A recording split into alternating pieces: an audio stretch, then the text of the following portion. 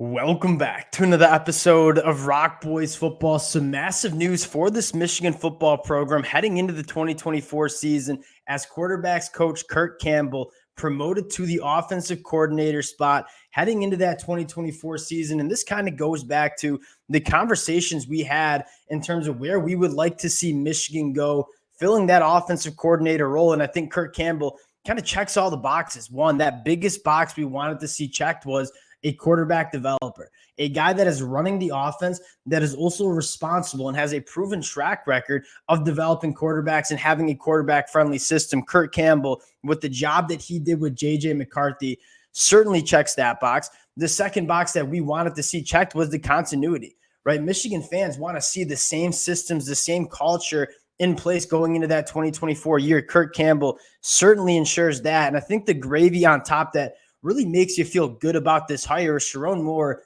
has worked with Kirk Campbell the last 2 years. Sherrone Moore probably knows Kirk Campbell better than most of us know Kirk Campbell. So if Sherrone Moore feels good about Kirk Campbell going and being that offensive coordinator, I think we all certainly feel good about it as well. And I think it's a nice balance between a guy like Sherrone Moore, who wants to be physical, wants to run the football, and then you have a guy in Kirk Campbell who has done a phenomenal job developing quarterbacks and kind of establishing a passing attack. And so I kind of love the brain trust we have with Sherrone Moore and Kirk Campbell running this Michigan offense heading into 2024. I want to do two things. One, talk about what Kirk Campbell brings to the table for Michigan, but more importantly, go back to that week 1 game against ECU where Kirk Campbell was the play caller with Jim Harbaugh and Sherrone Moore suspended, and talk a little bit about what we saw from that ECU game. Really excited to get into this one, fired up about this hire. Before we get into it, just want to say thank you to you guys and a massive shout out, as always, to the Michigan fans. I mean, this is a program that there is nothing more I love talking about than Michigan football, and the amount of support you guys have shown in the 2023 season. The last couple of weeks with the coaching hires, cannot thank you guys enough. We still got some wood to chop. That defensive coordinator role still open, so we'll continue to update you guys. But if y'all do enjoy the content, enjoy the updates, consider subscribing to the channel. Appreciate you guys. And without further ado, let's get into Kirk Campbell. And I think I first want to highlight kind of what I'm most excited for in terms of this offense going into 2024, kind of remaining that. I mean, we are going to play bully ball up front, dominate the line of scrimmage. That is what got us to a national championship in 2023. But I think a lot of Michigan fans, including myself, want a little bit more from that passing attack. And I think you elevating Kirk Campbell, you get a quarterbacks coach that wants to get aggressive, pushing the ball down the field. And we'll go back to that ECU game where you saw Kirk Campbell really get aggressive, pushing that ball down the field, but also kind of balancing that out with sticking to what makes Michigan such a great program, and that is the physicality along the line of scrimmage. So you see Sherrone Moore and Kirk Campbell, I think, working really well together into developing a very balanced offense that can establish the run when you need to, but also hit those explosive plays, pushing the ball down the field as well. But I think the thing you're most excited about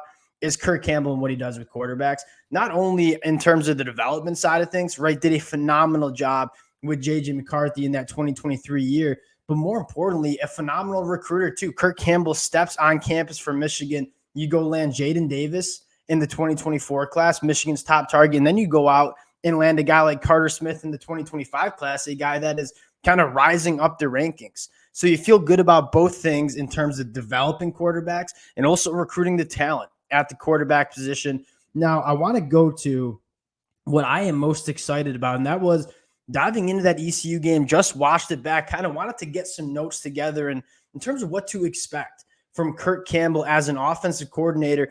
A couple of things that I want to highlight. One, I mean, J.J. McCarthy had one of his best games against ECU, and I get it, ECU, not a great team.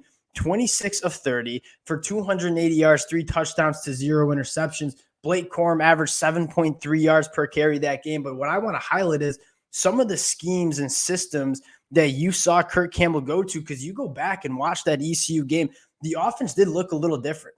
You could tell Jim Harbaugh and Sherrone Moore were not on the field for that game. And what I mean by that is you had 3 different receivers go for 50-plus yards, and Roman Wilson, Cornelius Johnson, and Colson Loveland. And I want to focus on what that passing attack looked like against ECU. Again, 280 yards for J.J. McCarthy, really only playing 2.5 quarters of that game.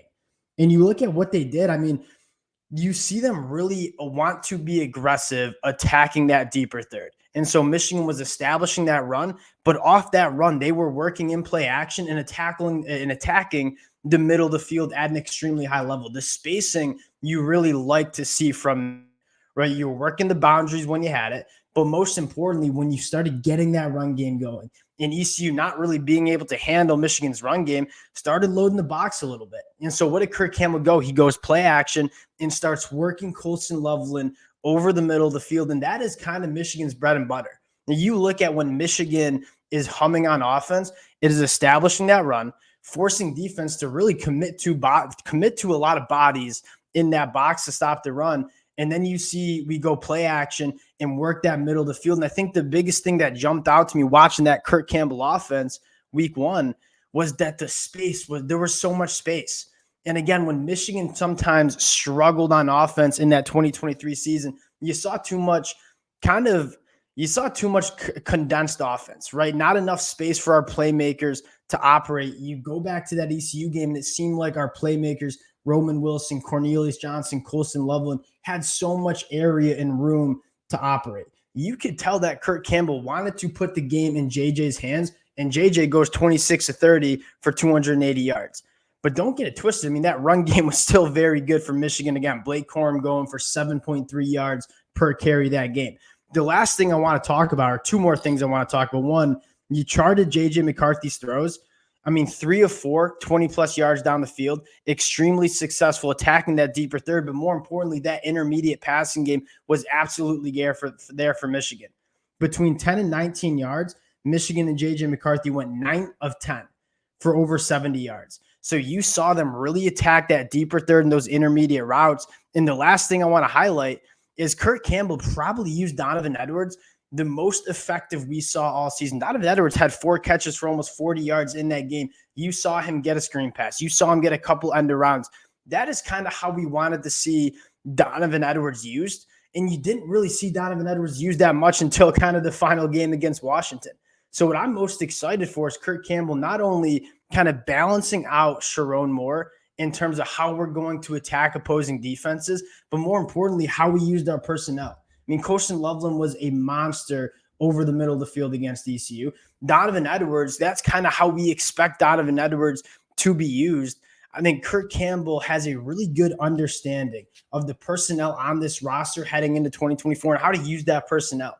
And so I think when you take a look, again, circling back to the conversation that we had, and that was what boxes we wanted to be checked. We wanted to see a quarterback developer as our offensive coordinator. That certainly is Kirk Campbell. But more importantly, we wanted the continuity. We wanted a guy that is familiar with what Michigan wants to do. You didn't want to bring in a guy out of the building and kind of have to go to battle with Sherrone Moore and kind of, have that tension of how you want this offense to run. I think Kirk Campbell, Sherrone Moore are certainly on the same page in terms of how they want this offense to look. But I think Kirk Campbell is going to kind of encourage Sherrone Moore to get a little bit more aggressive in this passing attack heading into 2024. I think this was, in my mind, a no-brainer hire, I should say. And I'm extremely excited to see what this Michigan offense can do in 2024 and in 2025 as you have some young quarterbacks coming into this roster. And I would say the development is certainly going to take place.